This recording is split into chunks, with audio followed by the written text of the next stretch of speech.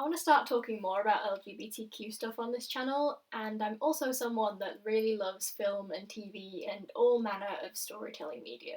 So, as a bi, pan, queer person, I thought it might be fun to share with you some of my favourite fictional characters that are like me in that respect. Couple of quick disclaimers. Number one, much as I would love to include people like Dean Winchester and Steve Rogers in this list, I am today just going to be talking about people that are like confirmed queer in canon. And secondly, most of the characters I'm going to talk about don't have specific labels, and I am aware that there are subtle differences between the exact definitions of bisexual, pansexual, and queer. There are lots of people, myself included, that do happily use them somewhat interchangeably, and so today I'm just using bisexual as a kind of catch-all broad term because all of the most commonly accepted definitions of bisexual do apply to the people that I'm going to talk about. So to kick things off, I'm starting with someone that no list of fictional, majestic bisexuals would be complete without, and that is of course Captain Jack Harkness from Torchwood and Doctor Who. He is just the most suave, likeable, adventurous space rogue. And his character is very flirty, which does kind of unfortunately feed back into the whole myth of all bisexuals are really promiscuous, but at the same time it's just who he is and it's quite endearing. Like when it comes to attraction, he's just quite clearly not fussed about the specifics of gender or sex, and that is never portrayed as a bad thing. It's just really great, and I think he was probably one of the first, if not the first, bi character that I was ever introduced to. Speaking of BBC shows, we've also got Kieran Walker from In the Flesh. I'm still annoyed that it got cancelled because it was so good. I've not seen it all yet because I know that once I finish it, that'll be the end of it. But Kieran, again, is a main character, great, like doesn't shy away from his orientation whatsoever, and he's kind of the opposite of Jack in a lot of ways, really. He's very reserved and sort of a bit quiet and just really sweet. Not that Jack's not sweet, but Kieran Walker just must be protected at all times, whereas Captain Jack Harkness is capable of protecting himself. Kieran is also an actual zombie because the whole premise of In the Flesh is basically that zombies are a thing, except that the NHS has found a way to treat them so that they can restore them to pretty much their old selves, and it's really interesting. In the Flesh deals with a lot of heavy themes like prejudice and mental health, and Kieran is just smack right in the middle of all that. 13 from House MD, played by the gorgeous Olivia Wilde. 13 is great because, I mean, obviously she's in a medical drama, and so her character is super smart. She's not just defined by her looks or her sexuality. She's resourceful and headstrong, and she has her own storyline that doesn't revolve around her sexuality, but is like really emotional and heartfelt. Deadpool, couldn't not talk about this one. Confirmed as pansexual, so cool. Sadly, we don't really see any of that in the film, but Ryan Reynolds is just an actual precious being that apparently wants Deadpool to have a boyfriend in the sequel. Deadpool is smart and funny and wisecracking, and I mean, he's like an action hero, anti-hero, and there's so much going on with Deadpool, and there are so many layers to his character, and the fact that he's a raging pansexual is just one of them. Also, just Spidey Pool, please, thank you. One of the most prolific bisexual characters in current pop culture would have to be Piper Chapman from Orange is the New Black. Now, Piper is kind of morally grey. She's not the most likeable of characters, but I like her character because of that. She's just kind of a bit almost bland, really, but she's thrust into a tough situation, you know, surprise trip to women's prison, and she has to make all these difficult calls and learn to adapt, and you just kind of see how she deals with things. And she is quite opinionated and also a bit naive on certain things because, you know, she's quite a privileged person prior to the whole prison thing. It's great seeing her get called out on that. She also has no clear preference for any gender in particular, but because she's in a women's prison, obviously she does end up having more female relationships on screen. Oberyn Martell from Game of Thrones or the book series A Song of Ice and Fire. Another case of how awesome to have such cool representation in such a widely loved show. I've watched some of the show and read all the books, and I remember always loving the Martells' kind of carefree attitude towards just everything. Oberyn is just awesome. His main paramour, Ilaria, is also bisexual, and so they end up being sort of poly with all of their other lovers, which is pretty cool. Going into some minor True Blood spoilers now, another fave is Tara Thornton. Tara is fierce and feisty and like a really loyal friend, and she is a really good example of the kind of bisexual that didn't just have a moment when they realised they were bi. Tara has just always had, seemingly heterosexual relationships, and then one day she just falls in love with a girl, and that's just how it goes. And from then onwards, her preferences have expanded, and it's just really cool and really precious. And she has a really sweet conversation with about it with her best friend Suki, who's the main character of the show.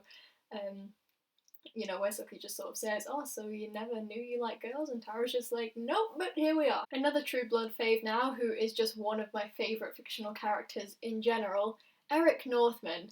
Okay, so I know this one could be considered a bit of a stretch to say that he's canonically bisexual, but there is a bit in True Blood where basically he's going to bed with this guy, and it is for his own personal reasons, like he has ulterior motives for it.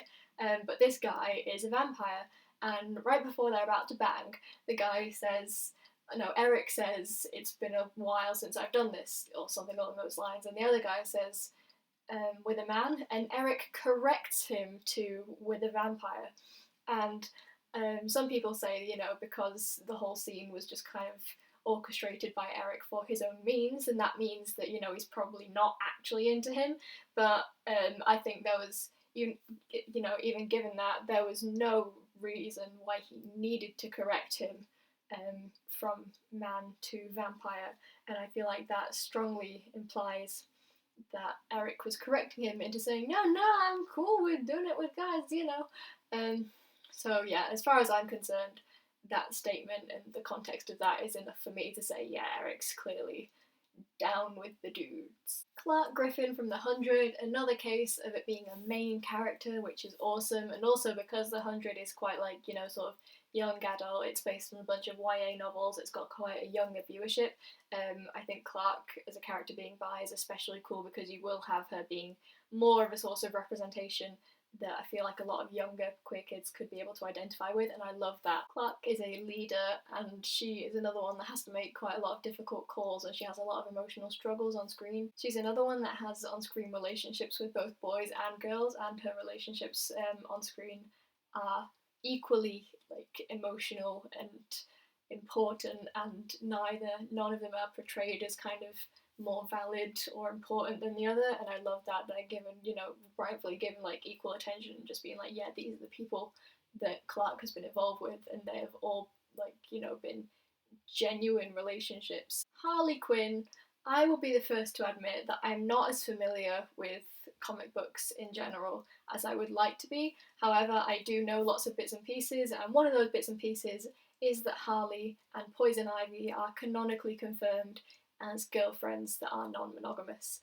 And I love that so much because obviously, especially with the whole Suicide Squad palaver lately, her relationship with the Joker is always the one that gets the main scope of attention, but actually Harley and Ivy, I would say arguably, but really it's quite blatant, a much more healthy relationship than Harley and the Joker, and I just think it's really, really cool. Pretty big Black Sails spoiler about to come out, so if you haven't seen that yet and you want to watch a show that's got pirates and politics and all sorts of awesome queerness going on, then go watch it first and skip ahead.